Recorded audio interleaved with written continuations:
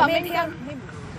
Because law will take its own course, and legally the battle is now in CM's hand. Whatever step he will take, we are with the legal issue and we are with the law.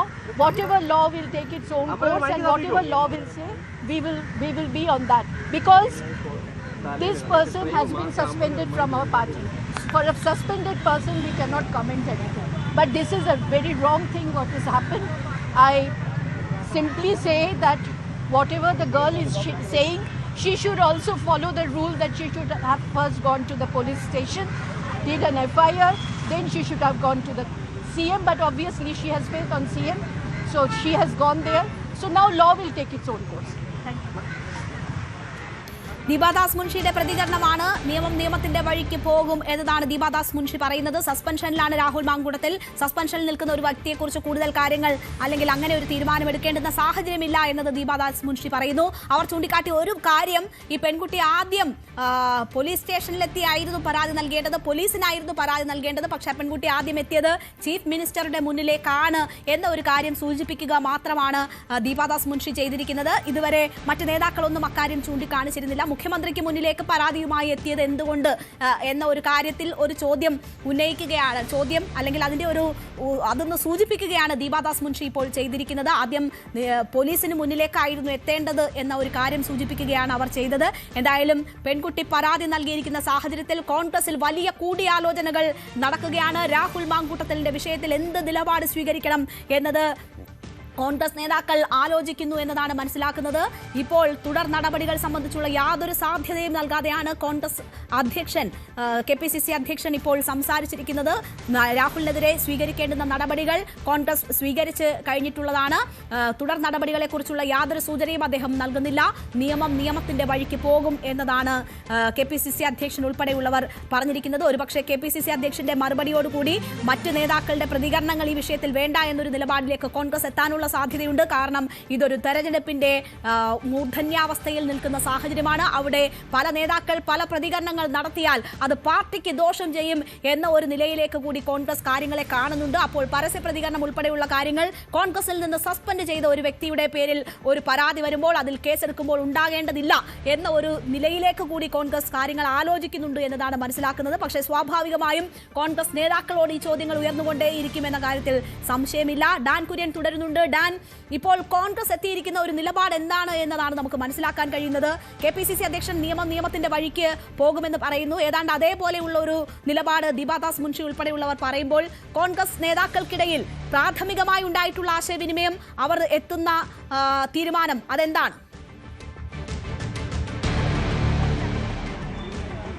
ഇങ്ങനെയൊരു പരാതി നിയമപരമായി തന്നെ മുഖ്യമന്ത്രിയുടെ മുമ്പിലേക്കോ അന്വേഷണ സംഘത്തിന് മുമ്പിലേക്കോ ഉടൻ എത്തിയേക്കുമെന്ന സൂചന കഴിഞ്ഞ ദിവസം മുതൽ പാർട്ടി നേതൃത്വത്തിന് മുമ്പിലുണ്ടായിരുന്നു. അതുകൊണ്ടാണ് കരുതലോടെ മുതിർന്ന നേതാക്കൾ ഈ വിഷയത്തിൽ പ്രതികരിച്ചുകൊണ്ടിരുന്നത്. K. മുരളീധരൻ അടക്കം കഴിഞ്ഞ ദിവസം പറഞ്ഞത് പരാതിയുള്ളവർ പരാതിയുമായി വരട്ടെ, അതിനുശേഷം പാർട്ടിയുടെ നിലപാട് എന്താണ്, അതിൽ തുടർ നീക്കം എന്താണ് എന്ന കാര്യം തീരുമാനിക്കുമെന്നായിരുന്നു. ഇത് കൃത്യമായി തന്നെ ഇങ്ങനെയൊരു പരാതി മുമ്പോട്ട് വരാൻ ഇടയുണ്ട് എന്ന ബോധ്യത്തിന്റെ അടിസ്ഥാനത്തിൽ നടത്തിയ പ്രതികരണമാണ് എന്നാണ് നമുക്ക് ലഭിക്കുന്ന സൂചനകൾ. അങ്ങനെയെങ്കിൽ പാർട്ടി അടിയന്തരമായി, അതായത് ഇതുമായി ബന്ധപ്പെട്ട് പാർട്ടിയുടെ മുമ്പിലുണ്ടായിരുന്ന പ്രധാനപ്പെട്ട ആശങ്ക, ഈ ഓഗസ്റ്റ് മാസത്തിൽ ഈ പരാതികൾ ഉയർന്നു കേട്ട സമയത്ത് കടുത്ത നീക്കങ്ങളിലേക്ക് കടന്നാൽ അവിടെ ഒരു ഉപതെരഞ്ഞെടുപ്പിന് വഴിയൊരുങ്ങുമോ, അത് UDFിന് ഒരു പാലക്കാട് തിരിച്ചടിയാകുമോ, BJPക്ക് അവിടെ അതൊരു അവസരമായി മാറുമോ, ഇങ്ങനൊരു രാഷ്ട്രീയമായ വലിയ ആശങ്ക കോൺഗ്രസ് നേതൃത്വത്തിന് മുമ്പിലുണ്ടായി. അതാണ് കടുത്ത നടപടികൾ ഓഗസ്റ്റ് മാസത്തിൽ തന്നെ സ്വീകരിക്കുന്നതിൽ നിന്ന് പാർട്ടി നേതൃത്വത്തെ പിന്നോട്ട് വലിച്ചത്. പക്ഷേ ഇപ്പോൾ അതല്ല സാഹചര്യം.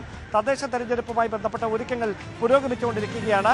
ഇനി അങ്ങോട്ട് ഒരു ഉപതെരഞ്ഞെടുപ്പിനുള്ള ഒരു സാധ്യതയും പാലക്കാട് ഉണ്ടാകില്ല. കാരണം ഇനി പൊതു തെരഞ്ഞെടുപ്പിലേക്ക് മാത്രമേ സംസ്ഥാനം കടക്കുകയുള്ളൂ. അതിനു മുമ്പ് ഒരു ഉപതെരഞ്ഞെടുപ്പിനുള്ള സാധ്യതകളൊന്നുമില്ല. അതുകൊണ്ട് പരാതി കടുക്കുന്ന ഒരു സാഹചര്യമുണ്ടായാൽ തുടർ നീക്കങ്ങൾ, അതായത് ഇതുമായി ബന്ധപ്പെട്ട നിയമ നടപടികൾ കടുക്കുന്ന സാഹചര്യമുണ്ടായാൽ, രാഹുൽ മാങ്കൂട്ടത്തിലെ കുരുക്ക് മുറുകുന്ന സാഹചര്യമുണ്ടായാൽ, മുൻകൂർ ജാമ്യാപേക്ഷ നിഷേധിക്കപ്പെടുന്ന സാഹചര്യമുണ്ടായാൽ കടുത്ത നീക്കങ്ങളിലേക്ക് കോൺഗ്രസ് പാർട്ടി കടക്കുമെന്ന് തന്നെയാണ് നമുക്ക് ലഭിക്കുന്ന സൂചന. രാഹുൽ ഗാന്ധിയും പ്രിയങ്ക ഗാന്ധിയും അടക്കം ഈ വിഷയത്തിൽ കൃത്യമായി നേരത്തെ തന്നെ അവരുടെ നിലപാട് അറിയിച്ചതാണ്. ഇത്തരത്തിലുള്ള ആരോപണങ്ങൾ ഉയരുന്നവർക്കെതിരെ ഒരു വിട്ടുവീഴ്ചയും വേണ്ടതില്ല എന്ന നിലപാടായിരുന്നു ഹൈക്കമാൻഡിൻ്റേത്. അത് നേരത്തെ തന്നെ സംസ്ഥാന നേതൃത്വത്തെ അറിയിച്ചതാണ്. പക്ഷേ ഇവിടെ നേതൃത്വത്തിന് മുമ്പിൽ ഒരു പ്രതിസന്ധിയായി മാറിയത് പരാതികളൊന്നും ഉയരാത്ത പശ്ചാത്തലത്തിൽ കേവലം പുകമറയിൽ നിന്നുള്ള ആരോപണങ്ങളുടെ പേരിൽ കേരളത്തിലെ ഒരു മുഖ്യ നേതാവിനെതിരെ, പാർട്ടിയുടെ ഒരു മുഖമായ നേതാവിനെതിരെ അങ്ങനെയൊരു നടപടിയിലേക്ക് കടക്കേണ്ടതുണ്ടോ എന്നൊരു നിലപാടിലേക്ക് ഒരു വിഭാഗം നേതാക്കൾ എത്തിയതാണ് ഈ ആശയക്കുഴപ്പം തീർത്തത്. പക്ഷേ ആ ആശയക്കുഴപ്പമെല്ലാം ഇന്ന് വൈകുന്നേരത്തോടെ അങ്ങ് അവസാനിച്ചിട്ടുണ്ട്. അതുകൊണ്ട് ഇനി അങ്ങനെ ഒരു ആശയക്കുഴപ്പത്തിനൊന്നും അടിസ്ഥാനമില്ല.